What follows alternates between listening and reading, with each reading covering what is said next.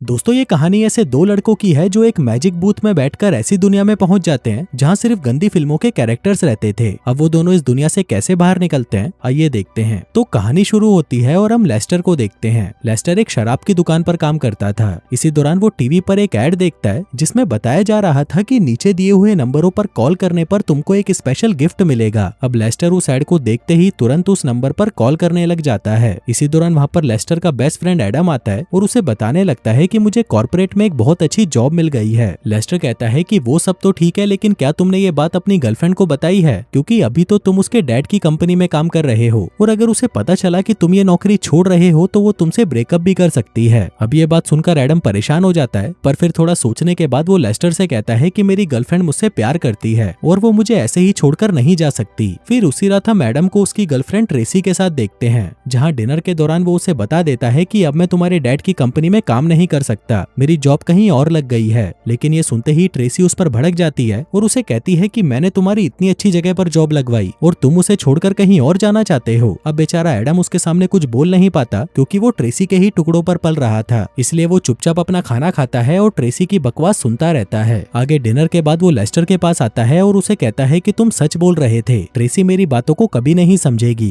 खैर अब वो दोनों बातें कर ही रहे थे कि तभी उनका डोरबेल बजता है। ये लोग जैसे ही दरवाजा खोलते हैं तो उनके सामने एक बहुत बड़ा बॉक्स पड़ा होता है। उस बॉक्स को खोलने पर उन्हें उसके अंदर एक फोन बूथ मिलता है। लेस्टर कहता है कि शायद ये वही सरप्राइज गिफ्ट है जिसके बारे में उस एड में बताया था। आगे वो उस बूथ का प्लग लगाकर उसे ऑन करता है और एडम से कहता है कि हम इसके अंदर जाकर देखते हैं कि अंदर क्या है। फिर जैसे ही वो दोनों बूथ के अंदर जाते हैं वो देखते हैं कि अंदर एक गंदी फिल्म चल रही होती है। लेस्टर कहता है कि ये तो मेरी फेवरेट फिल्म है, इसके अंदर सभी लोग पूरे दिन इंटीमेट होते हैं, वो भी बिना रुके। अब वो दोनों उस फिल्म को देख ही रहे थे कि तभी वो बूथ हिलना शुरू हो जाता है। उन दोनों को कुछ समझ नहीं आ रहा था कि ये क्या हो रहा है। तभी उस बूथ में से तेज रोशनी निकलती है और ये दोनों कहीं और पहुंच जाते हैं। आगे ये दोनों खड़े होते हैं और देखने लगते हैं कि हम कहाँ आ गए हैं। लेकिन इसी दौरान वहाँ पर दो लड़कियां आती हैं जो कि पुलिस वाली थीं। वो इन दोनों को अरेस्ट कर लेती हैं और पुलिस स्टेशन ले जाती हैं। आगे इन दोनों को अलग अलग कमरे में बंद कर दिया जाता है। फिर सबसे पहले एडम के सामने एक डिटेक्टिव आता है जिसका नाम काल था। वो एडम से पूछता है कि तुम कौन हो और कहाँ से आए हो। एडम कहता है कि तुम पहले मुझे ये बताओ कि तुम कौन हो और ये कौन सी जगह है। अब काल उसे धमकाने लगता है कि अगर तुमने मुझे सच नहीं बताया तो मैं तुम्हें अंदर कर दूंगा। लेकिन एडम को इससे कोई फर्क नहीं पड़ता क्योंकि उसे खुद भी समझ नहीं आ रहा था कि उसके साथ ये क्या हो रहा है। उधर दूसरी तरफ हम लेस्टर को देखते हैं जिसके पास एक सुंदर डिटेक्टिव मैरी आती है। अब लेस्टर उसको देखते ही एक्साइटेड हो जाता है। वहीं ये चीज मैरी भी देख लेती है और अपने हंटर से लेस्टर को मारने लगती है। लेकिन इतनी मार खाने के बाद भी लेस्टर नहीं सुधरता और वो मैरी से कहता है कि क्या तुम मेरे साथ इंटीमेट होना चाहोगी। लेकिन ये सुनते ही मैरी उसे और मारने लगती है। वहीं एडम चुपके से अपने रूम से बाहर आ जाता है, जिसके बाद वो लेस्टर के पास आता है और उसे भी अपने साथ बाहर ले जाता है। आगे ये भागते हुए एक घर के पास पहुंचते हैं जहां बहुत सारी लड़कियां पार्टी कर रही थीं। इसी दौरान एडम की नजर उन दोनों पुलिस ऑफिसर्स पर पड़ती है जो कि पूरे शहर में उन्हें ढूंढ रहे थे। उन दोनों को देखते ही लेस्टर और एडम छुप जाते हैं। फिर उनके जाने के बाद एडम लेस्टर से कहता है कि मुझे समझ नहीं आ रहा कि हम कहाँ आ गए हैं। तभी लेस्टर उन लड़कियों को ध्यान से देखता है और तब जाकर उसे समझ आता है कि ये जगह उसे जानी पहचानी क्यों लग रही थी। वो कहता है कि ये लड़कियां गंदी फिल्मों में काम करने वाली हीरोइंस हैं और इस फिल्म को मैं 1000 बार देख चुका हूँ। लेस्टर एक डायलॉग बोलता है और सेम वही डायलॉग वो लड़कियां भी बोलने लगती हैं। आगे लेस्टर उन सभी लड़कियों के नाम बताने लगता है और कहता है कि हमारी तो लॉटरी लग गई, हम इन सभी लड़कियों के साथ जो चाहे वो कर सकते हैं और ये लड़कियां हमें मना भी नहीं कर सकती।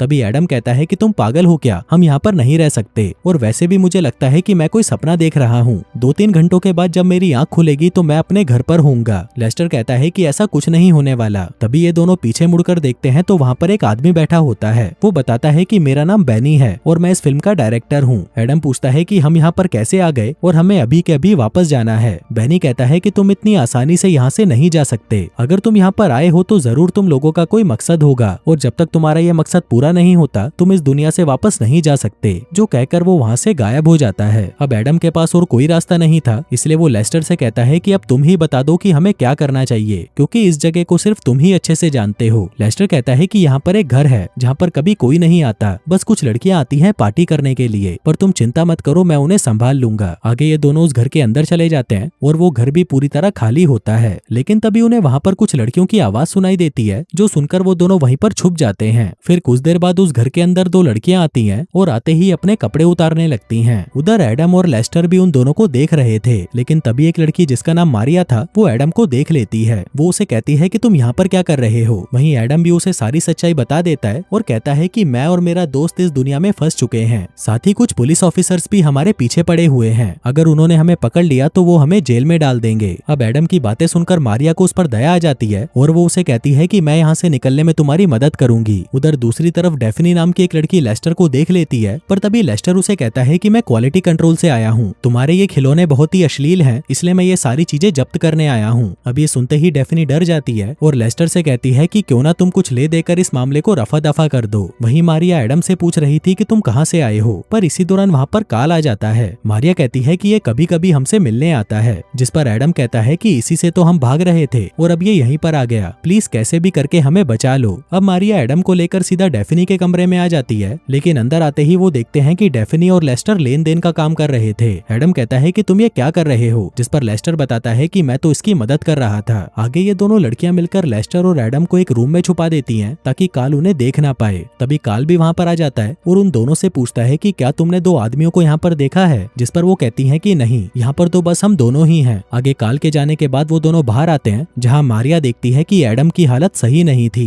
वो उसे कहती है कि चलो हम तुम्हें हॉस्पिटल लेकर चलते हैं, शायद हमें वहाँ पर कुछ ऐसा मिल जाए जिससे तुम अपनी दुनिया में वापस जा सको। अब ये आइडिया एडम को भी अच्छा लगता है और वो दोनों उसके साथ चलने को तैयार हो जाते हैं। वहीं दूसरी तरफ पुलिस स्टेशन में एक लड़की काल के पास आती है और उसे बता देती है कि वो दोनों आदमी हॉस्पिटल की तरफ जा रहे हैं। ये सुनते ही काल मैरी से कहता है कि तुम जाकर उन दोनों को पकड़ कर लाओ। वहीं हॉस्पिटल में एडम मारिया से कहता है कि हमें अभी यहाँ से निकलना होगा, शायद उस पुलिस वाले को हमारे बारे में पता चल चुका है। इस पर मारिया कहती है कि तुम जल्दी से अपने दोस्त को लेकर मेरे घर आ जाओ, क्योंकि अगर तुम दोनों बाहर निकले तो वो पुलिस वाले तुम्हें ढूंढ लेंगे। जो कहकर वो वहाँ से चली जाती है। फिर थोड़ी देर बाद जब एडम बाहर जाने लगता है, तभी वो देखता है कि मैरी वहाँ पर आ जाती है और उन दोनों को ढूंढने लगती है। तभी एडम उससे बचने के लिए डॉक्टर के कपड़े पहन लेता है, लेकिन उसके वहाँ से निकलने से पहले ही एक नर्स आकर उसे पकड़ लेती है और कहती है कि एक पेशेंट आपका वेट कर रहा है। उधर दूसरी तरफ मैरी लेस्टर को ढूंढ लेती है और उसे पकड़कर टॉर्चर करने लगती है, पर तभी वहाँ पर एडम आ जाता है और उसे एक कुर्सी से मारकर बेहोश कर देता है। आगे वो दोनों हॉस्पिटल के पीछे के दरवाजे से वहाँ से भाग जाते हैं और वहाँ से सीधा मारिया के घर पर आ जाते हैं। फिर उसी रात जब एडम और मारिया बातें कर रहे थे, तभी मारिया उसे कहती है कि शायद मैं तुमसे प्यार करने लगी हूँ और तुम्हारे साथ इंटीमेट होना चाहती हूँ, लेकिन वहीं एडम ट्रेसी से प्यार करता था, इसलिए वो मारिया को मना कर देता है। पर आगे जब एडम बाथरूम में था तो वह काफी देर तक सोचता है कि मैं किसी दूसरी दुनिया में हूँ और यहाँ पर ट्रेसी तो है नहीं, और अगर मैं यहाँ पर मारिया के साथ कुछ कर भी लेता हूँ तो ये चीटिंग नहीं होगी। वहीं दूसरी तरफ हम लेस्टर को देखते हैं जो डेफनी के साथ नहाने की तैयारी कर रहा था, पर तभी वहाँ पर मैरी पहुंच जाती है। अब उसको देखते ही लेस्टर घबरा जाता है कि कहीं ये फिर से उसे टॉर्चर ना करने लगे, लेकिन इससे पहले कि वो उसके साथ कुछ कर पाती, वहाँ पर एडम आ जाता है और फिर से उसे मारकर बेहोश कर देता है। इसी दौरान मारिया और डेफनी भी वहाँ पर आ जाते हैं और मैरी को वहाँ देखकर मारिया उन्हें कहती है कि उन सभी को इस लोकेशन का पता चल चुका है, इसलिए तुम लोग यहाँ पर सेफ नहीं हो। आगे वो उन्हें अपने कैंपस के लॉकर रूम में लेके जाती है और उन दोनों को वहीं पर लॉक करके वहाँ से चली जाती है। फिर एडम और लेस्टर जब बातें कर रहे थे, तभी लेस्टर समझ जाता है कि एडम मारिया को पसंद करने लगा है। वो उसे कहता है कि तुम्हें मारिया के साथ इंटीमेट होना चाहिए, तभी तुम दोनों एक दूसरे को अच्छे से जान पाओगे। पर इस पर एडम कहता है कि नहीं, मैं ट्रेसी को धोखा नहीं दे सकता। अब बातें करते करते वो दोनों वहीं पर सो जाते हैं। फिर सुबह होते ही एडम की आंख खुल जाती है और वो पूरे कैंपस को देखने के लिए बाहर आ जाता है। वहीं दूसरी तरफ हम काल को देखते हैं जो कि डेफनी के साथ इंटीमेट हो रहा था। इसी दौरान वो डेफनी से पूछता है कि वो दोनों लड़के कहाँ पर हैं, जिस पर डेफनी उसे सच बता देती है कि वो दोनों लॉकर रूम में हैं। उधर एडम जब घूमकर वापस लॉकर रूम में आता है तो वह देखता है कि लेस्टर वहाँ पर नहीं होता। वहीं काल के लोग भी उन दोनों को पकड़ने वहाँ पर आ जाते हैं, जिनको देखकर एडम वहाँ से भागने लगता है। इसी दौरान उसे लेस्टर भी मिल जाता है और वो दोनों वहाँ से भागने लगते हैं। तभी रास्ते में वो दोनों अपना लुक चेंज कर लेते हैं ताकि कोई उन्हें पहचान ना पाए। तभी लेस्टर एडम से कहता है कि शायद मुझे घर जाने का रास्ता मिल गया है। यहाँ पर जॉनी नाम का एक आदमी रहता है जिसके पास बड़े बड़े वीआईपी लोग आते हैं, शायद वो हमारी कोई मदद कर सकता है। अब वो दोनों मुंह उठाकर जॉनी की पार्टी में पहुंच जाते हैं, लेकिन बाहर ही इन्हें जेसी नाम की एक लड़की रोक लेती है और इन्हें अंदर नहीं जाने देती। तभी लेस्टर याद करने लगता है कि फिल्म के अंदर उस आदमी ने इस लड़की को कैसे मनाया था, जिसके बाद वो जेसी से कहता है कि तुम जहाँ चाहो जब चाहो मैं तुम्हारे साथ इंटीमेट हो सकता हूँ। अब ये सुनते ही जेसी खुश हो जाती है और उन दोनों को अंदर जाने की परमिशन दे देती है। अब अंदर आते ही वो दोनों पूरे घर में घूमने लगते हैं ताकि उन्हें घर जाने का रास्ता मिल जाए। वहीं पार्टी में मारिया भी थी जिसने उन दोनों को देख लिया था। वो भागकर एडम के पास आती है, पर तभी वो देखती हैं कि 2-4 लड़कियां एडम के साथ मजे कर रही होती हैं। अब ये देखकर मारिया गुस्सा हो जाती है और वहाँ से चली जाती है, लेकिन एडम को इस सबसे कोई फर्क नहीं पड़ता। आगे वो एक कमरे में जाता है और उसे वहाँ पर वही बूथ मिल जाता है जिससे वो इस दुनिया में आए थे। अब उसको देखकर एडम बहुत ज्यादा खुश हो जाता है और भागकर लेस्टर को बताने के लिए उसके पास जाता है। पर तभी वो देखता है कि लेस्टर तो जॉनी के साथ मिलकर नशा कर रहा था। तभी एडम जल्दी से उसे उस कमरे में लेकर आता है और उसे कहता है कि घर जाने का समय आ चुका है। लेकिन लेस्टर का मन बदल जाता है और वो एडम से कहता है कि मैं यहाँ से नहीं जाना चाहता, उस दुनिया में मेरे लिए कुछ नहीं है, तुम जाओ, मैं यहीं पर रहूंगा। वहीं एडम भी उसकी बात समझ जाता है और उसे कहता है कि ठीक है, तुम यहीं पर रहो, मैं तो वापस जा रहा हूँ। जिसके बाद वो उस बूथ को चालू करता है, पर तभी वो देखता है कि वो मशीन तो खराब थी। ये देखकर एडम का दिमाग खराब हो जाता है और वह जोर जोर से चिल्लाने लगता है। अब उसकी आवाज सुनकर काल के लोग वहाँ पर आ जाते हैं और लेस्टर पर हमला करने लगते हैं। तभी एडम वहाँ से बाहर आता है और ये दोनों मिलकर उन दोनों को मारने लगते हैं। अब वो दोनों उस घर से निकलने लगते हैं, पर तभी गुंडे उनके पीछे आ जाते हैं और उन दोनों पर गन तान देते हैं। लेकिन जॉनी के लोगों के पास भी बंदूकें थीं और उनकी बड़ी बड़ी बंदूकें देखकर वो गुंडे वहाँ से भाग जाते हैं। फिर कुछ देर बाद लेस्टर और एडम भी बाहर आ जाते हैं, जहाँ एडम बहुत ज्यादा गुस्से में था। वो लेस्टर से कहता है कि तुम्हें इस घटिया दुनिया में रहना है, मुझे तो समझ नहीं आ रहा कि तुम अपनी जिंदगी से क्या चाहते हो। लेस्टर कहता है कि जो भी हो, मुझे तो यहीं पर रहना है। जो कहकर वो दोनों अलग अलग रास्ते चले जाते हैं। आगे एडम वहाँ से सीधा मारिया के घर पर जाता है, लेकिन मारिया उससे बहुत गुस्सा थी।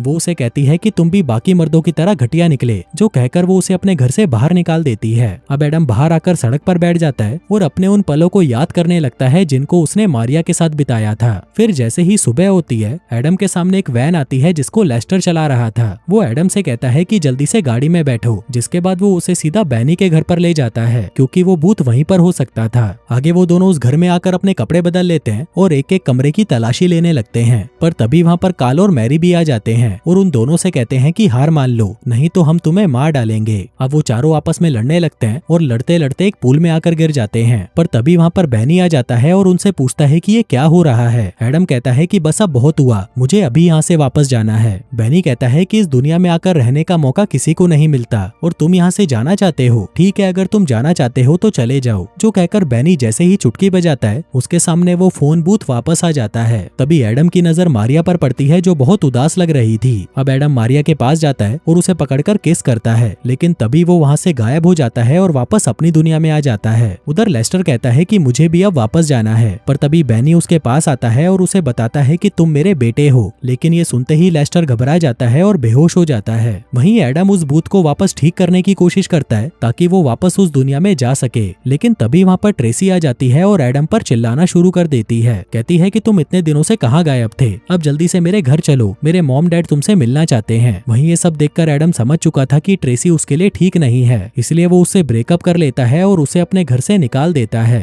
फिर रात होते ही वो बहुत ज्यादा शराब पी लेता है और फिर बैनी की फिल्म लगाकर उसे देखने लगता है। लेकिन तभी वो देखता है कि वहाँ पर अब बैनी की जगह लेस्टर होता है, जो देखकर वो हैरान हो जाता है और समझ जाता है कि अब लेस्टर वापस नहीं आने वाला। कुछ देर बाद अचानक उसकी छत में से मारिया नीचे गिरती है, जिसको देखकर वो समझ जाता है कि इसे लेस्टर ने ही उसके लिए भेजा है। अब क्योंकि वो दोनों एक दूसरे को प्यार करते थे, इसलिए वो दोनों एक दूसरे को किस करने लगते हैं। और दोस्तों, इसी के साथ ही ये कहानी यहीं खत्म हो जाती है।